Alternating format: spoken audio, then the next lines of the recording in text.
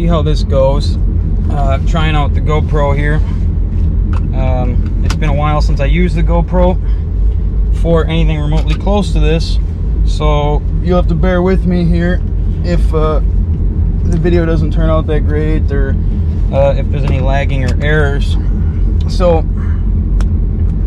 what I have here today is I have a 2010 Chevy Camaro SS. This car is modified, low mileage. It has, as far as we can tell, has a Magnuson supercharger, and it's hard to tell what other mods it might have besides that without taking the motor apart. I mean, it's a low mileage car, and the motor's been out of the car. The motor's completely painted and dressed up really nice. So, I mean, there's a good possibility that something has been done to the car. Let me shut the cutoffs out. There we go. Now we can hear. I just don't want the mic to be super not being able to hear.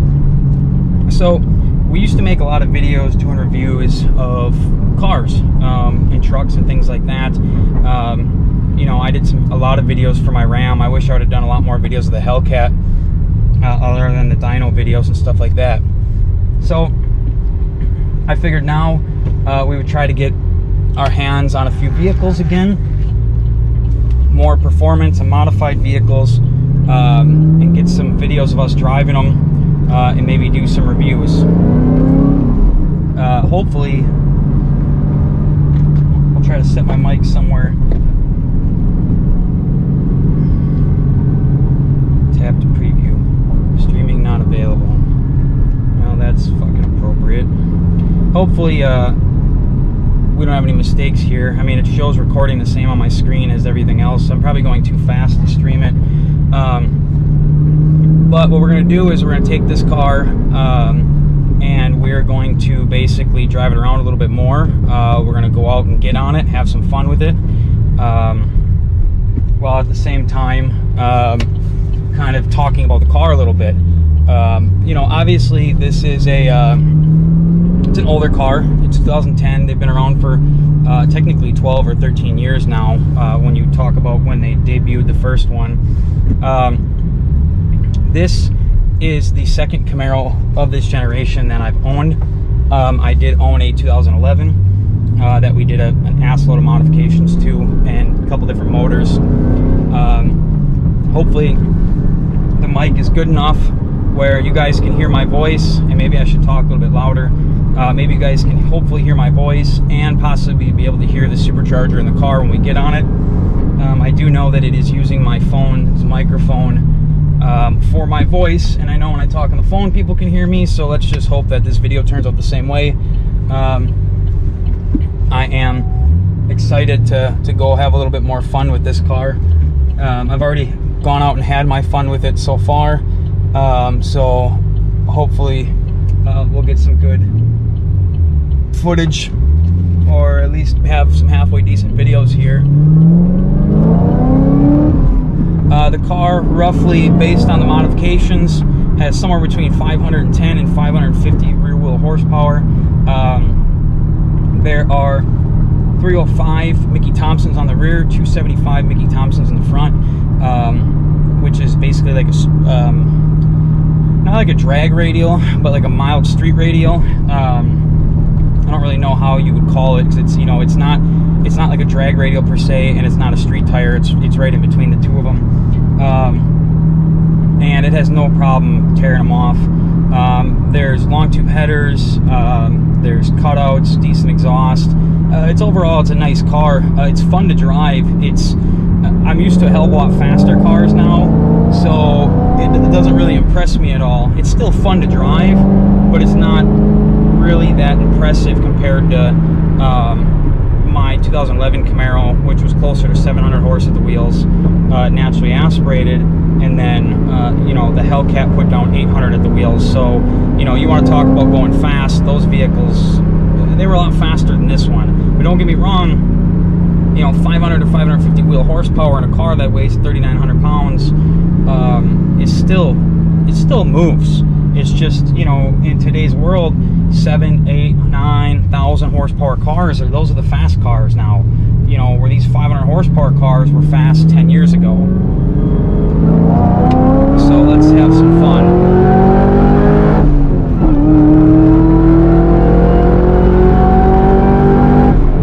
I'm hoping that the speedo shows up on this video, because I noticed on my phone screen that there is a speedometer on there. So I'm really hoping that it shows it, because it'll make this video a hell of a lot more fun. We're going out into some 65 mile an hour, or not 65, 55 mile an hour corners here outside of town, which the car has no problem reaching significantly higher speeds.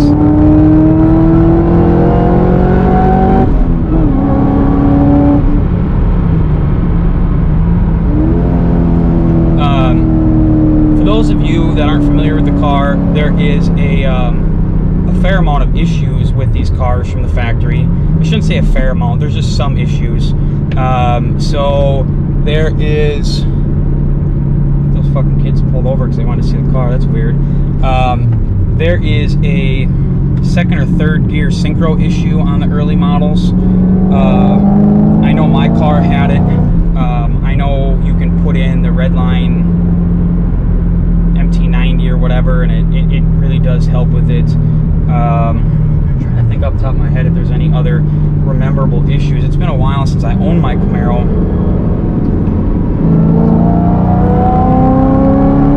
I gotta be careful right here. A freaking state trooper lives right here, so I should probably drive more like an adult. The clutch feels good. The hydraulic clutches on these newer cars are amazing. Other than the fact that the clutches have a hard time holding the horsepower that the cars make, the clutches grab great, they feel good. This car is at the horsepower now where it is borderline. Like, basically, right now, you could get on it. Now, I don't know if there's a factory clutch in here or not, but if it's a factory clutch, you could just be getting on it and the clutch could just fucking explode. I shouldn't swear or whatever, but the clutch should just explode. I completely grenaded the clutch in my ls3 car, and I was just driving around town. I wasn't even getting on it. It just tore to pieces. And don't get me wrong, a few minutes before that, I was 170 on the freeway, I think, with it, and then driving through town, it just shredded it. So I don't know if the highway pull was what did it or what, but you know, I was 200 or 300 horse over what apparently they're supposed to be good for. So clutches, rear ends go out in these a lot, mainly because the bushings are a little soft in the rear, so the cradle twists, tears up the rear ends. I want to say, I'm trying to think of what axle always goes out. I want to say the driver's side rear axle, don't quote me on that, but one of the axles, and I think people always say left side, was the one that would always fail. I luckily haven't blown an axle in one of these cars, but I did shred a rear end to pieces. The car handles great for having a stock suspension. It's got the power, and it can handle the speed too without an issue. Certain spots I can't really go much faster than that because there's a straightaway where I can't see what vehicles are coming on the other side. It's hard in this area to get a decent, hopefully my fucking GPS isn't on. And it's hard in this area to get a spot where you can cruise the triple digits without it being noticeable enough for someone to call it in, per se. This particular car, I've personally had over 160. It goes there like nothing, and it handles amazing. It does have, oh wow, this year didn't have it. So the 2011 car I had a speedometer on the windshield, so that way you could actually see how fast you're going. The heads-up display, which I really like the heads-up display. I think it's something that all sports cars should have.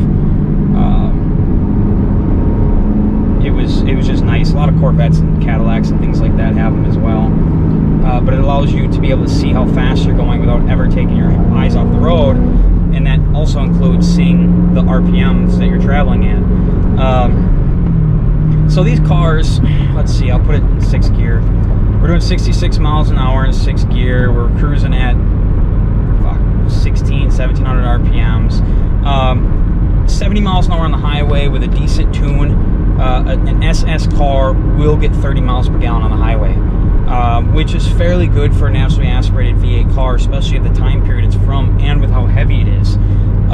This car, the average on the gauge says 20 miles per gallon, and we haven't been friendly to it. Now, I'm not going to say we're not beating on it, because I'm not going out and doing donuts and burnouts and torquing the hell out of it and jarring the transmission and the engine.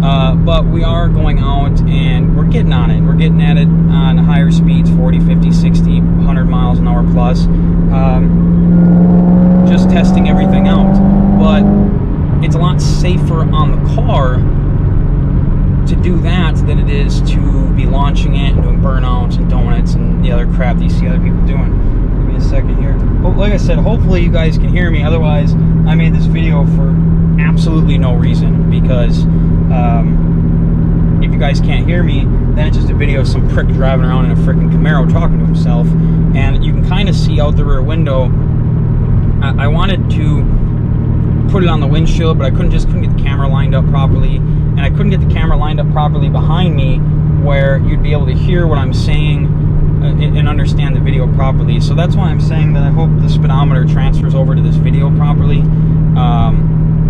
so that you guys can get kind of an idea based on what you're seeing behind me and the speed on the camera. Now, I've driven most of the competition cars.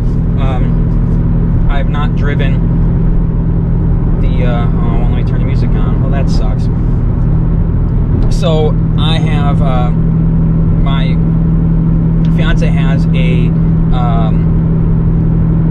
18 or 19 Hemi Challenger, 8-speed auto, 5.7 Hemi. You know, it's faster than the manual car. It's a nice car. You know, it's just shy of 400 horse, but it's super heavy, and it really doesn't pack the punch that the Camaros do. The Camaros in stock form are significantly faster than the Challengers are. I have not driven the 5.0 Mustang by myself. I've been in the 5.0 Mustangs while tuning them. I drove an EcoBoost Mustang recently, and that was absolutely awful. So I would like to get my hands on a 5.0 Mustang and be able to take it out of town and shoot some videos with the 5.0 Mustang and have a little bit of fun with that, because the 5.0 Mustang in all of these situations is technically a lot more competitive than the Camaro itself is. The Camaro has a larger interior.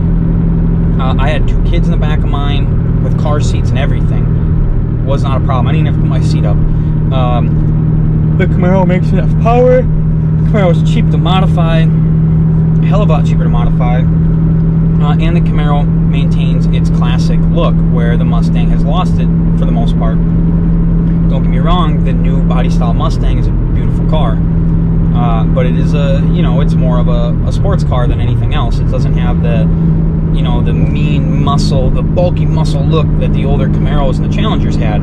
Even the new Camaros don't have it anymore. Don't get me wrong, they have a really nasty, mean look to the new Camaros. Well, the newer high-end Camaros, not that one with the stupid freaking NASCAR crap across the front bumper. I'm curious to see what they're going to do next with the Challenger. I'd like to get my hands on the new body style Challenger when they finally release it and drive it, now that they're going to be putting the Challenger on a brand new chassis.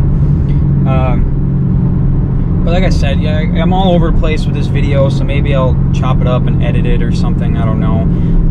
I just kind of wanted to be able to take out a high performance car and just do a nice video with it, kind of talk about the car a little bit, kind of show off the car, and then kind of talk a little bit about the SS Camaro for the 5th gen Camaro. Like I said, they drive nice.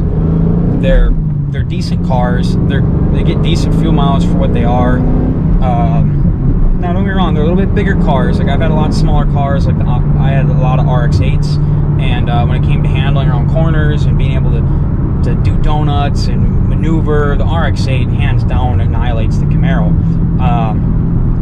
But that's it. That's literally it. The RX-8 gets worse fuel mileage. It's slow. They rust out. I don't know if I've ever seen one of these body style Camaros with rust on them yet.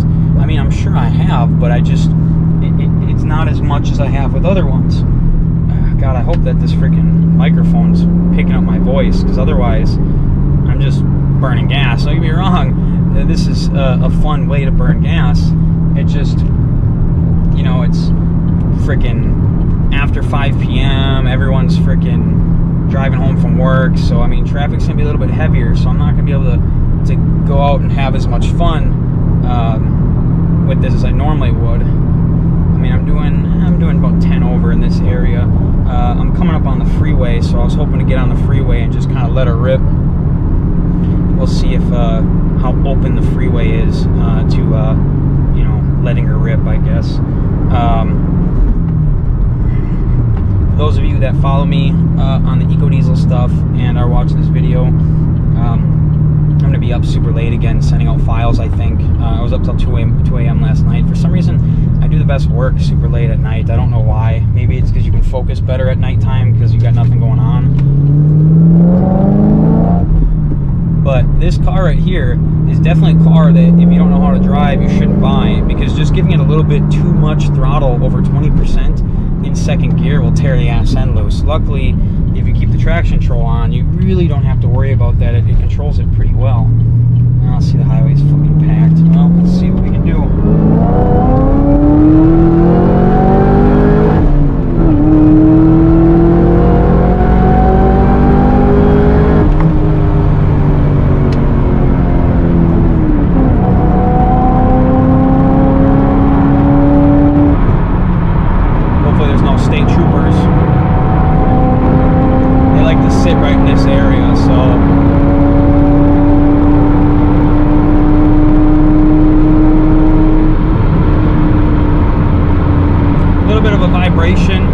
Up at 130, more than likely what I'm experiencing is a little bit of chop in the tires. The previous owner did not take care of the tires as good as they definitely should have. Let's slow it back down before I get a speeding ticket here.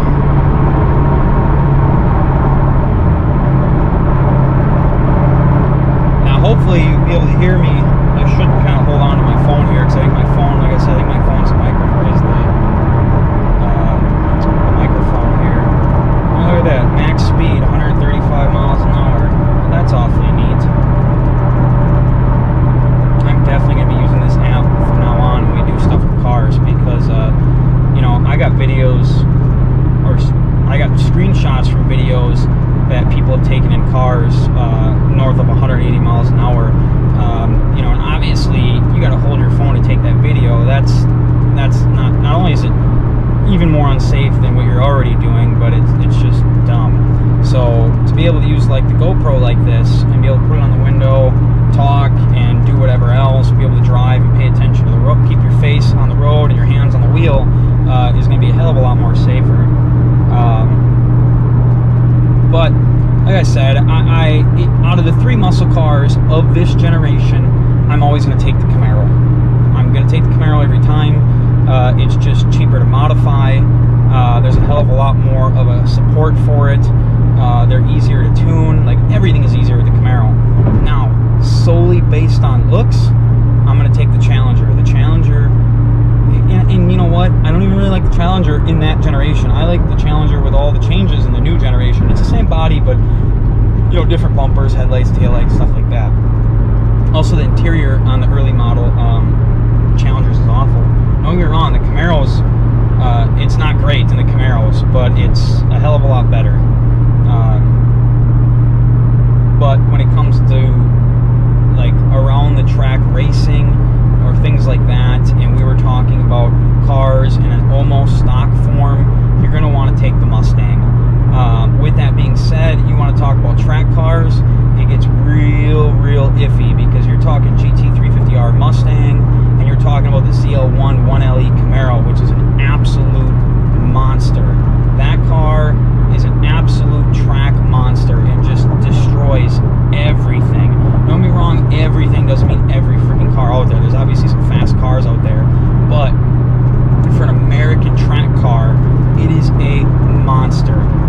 heavy, and it is fast as hell. And I would absolutely love to get my hands on one. You know, I still can't believe at this point that I haven't driven a C8.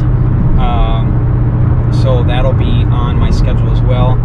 I do have a friend who has an exotic rental car company, so I might be able to go actually fly out where he is and rent some of his exotics, and actually be able to do a video on some Ferraris and the C8 and a few other things like that, which would be honestly super exciting to do. Now, you can hear a little bit of wheel noise. I don't know if you can pick it up on the camera or not. Coming from the back, super easy to get rid of. You pull the carpet out, you dynamat the floor, and it'll take care of more of the excessive amount of noise back there. But it's still quieter in here than a Mustang and a Challenger. Definitely quieter than a Jeep, I'll tell you that. The Jeep Gladiator was loud inside it. Very comfortable to drive, very loud inside it. Here I'm driving in 5th gear down the highway like an idiot. So the TR6060 is just like the T56, where it's a double overdrive, which is basically for fuel mileage, is the reason behind it. You know, you don't want to speed up in 6th gear.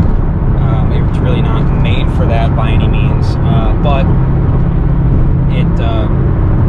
it's still going to make some power.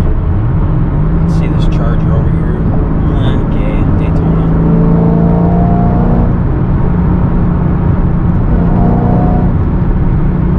I'm trying to think if there's anything more I can say about these cars.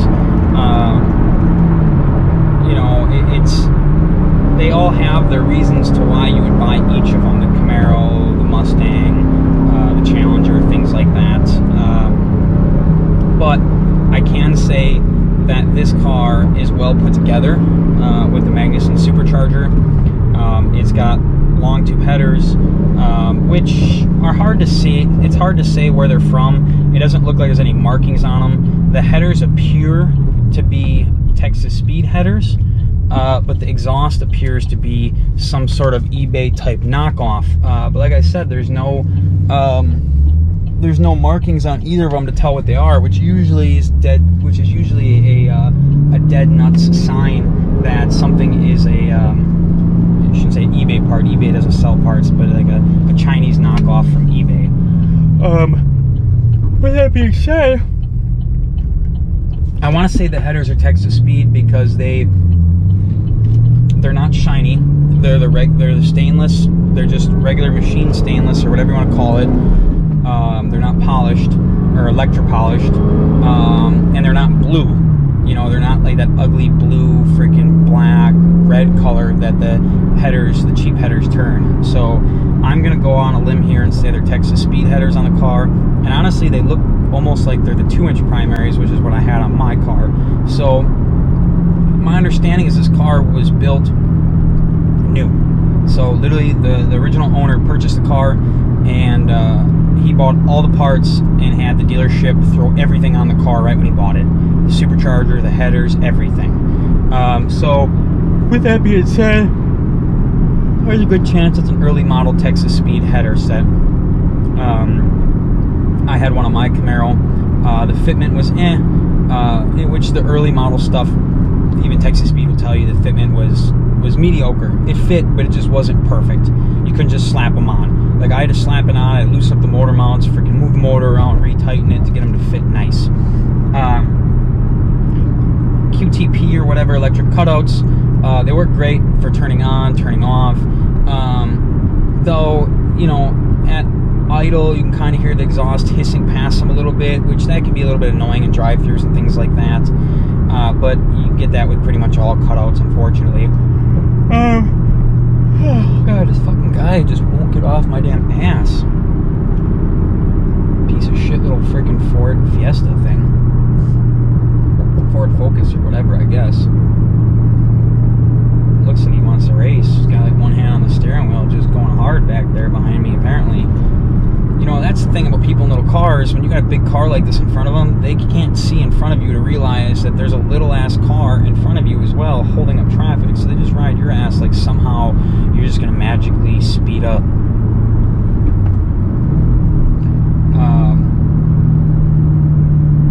Yeah, I really should probably take these videos and cut them and edit them so that way it seems more like a TV show where they're not just rambling random shit off. But at the same time, I like my videos to not be edited, so that way it's just, you get to see the whole thing.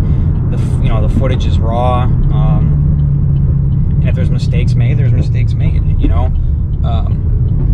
So that way there's nothing being kept out of the video.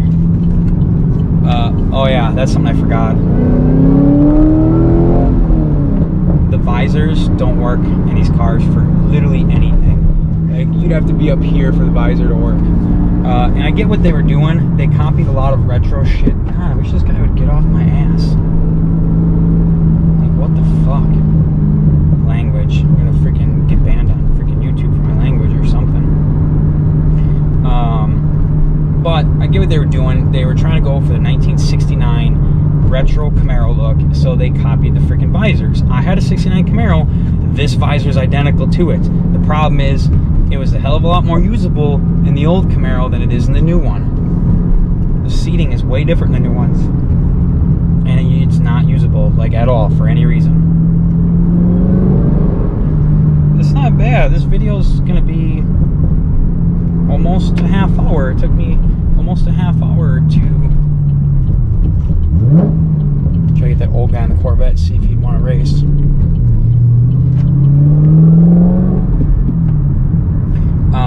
Almost a half hour to leave my house in town. God, what the is this person's problem? You know, here in Wisconsin, this is where I am right now, and you know, I'll be somewhere else later, but here in Wisconsin, road rage sucks because you can't do anything about it. In the state of Texas, with this is not what the law is called, this is the nickname. It's called the Make My Day law. Make My Day or Stand Your Ground. I think it's Make My Day law is what it's called. And basically, let's say you get into a road rage situation that ends up having you guys pulled over and you guys get into some sort of altercation. If you are fearing for your life, you can pull your sidearm and shoot the other person in self-defense on the side of the road while you guys are arguing over someone blowing a freaking stop sign. That, by itself, is mind-blowing. In my opinion, it's awesome. And you guys might not all have the same opinion, but it is what it is. I think, personally, that it's freaking awesome. Not that I want to get in a fight with someone and or shoot them, but it's nice to know that those situations are going to happen a lot less often, because people in the back of their mind have the fear where, oh crap, I could cross the wrong person and I could possibly get shot and killed. You know, that should be in everyone's mind no matter what. But in states like that, it's re-put in their mind. While I was living in Amarillo, it was not uncommon for people to be shot and killed in self-defense during arguments. A guy followed another guy home, circled this building a bunch of times, and the guy got out of his car and he shot the guy following him. No charges, nothing. Nothing was wrong. Here, sign this paper, sign this statement. We checked the cameras, and based on what we found on the cameras, it is obvious that this person was harassing you. Case closed. That by itself is super cool. Can't do that here. So when people in little Ford Focuses ride your ass through town, you can't do nothing other than complain that people in little Ford Focuses are riding your ass in town. Now, I guarantee that when they rear-end you with their $12,000 car, they're going to be very, very unhappy when their insurance is 3 times their car payment after they wreck your not-so-cheap car. Let's see how close I get to the garage here. Good enough. So, I'm going to end the video here, and, you know, I apologize that it's not as fluid as like the videos you would see on TV, like on an episode of some freaking car show or whatever. Let's see if you can get a better sound of this exhaust here. Let's hear this open header, okay?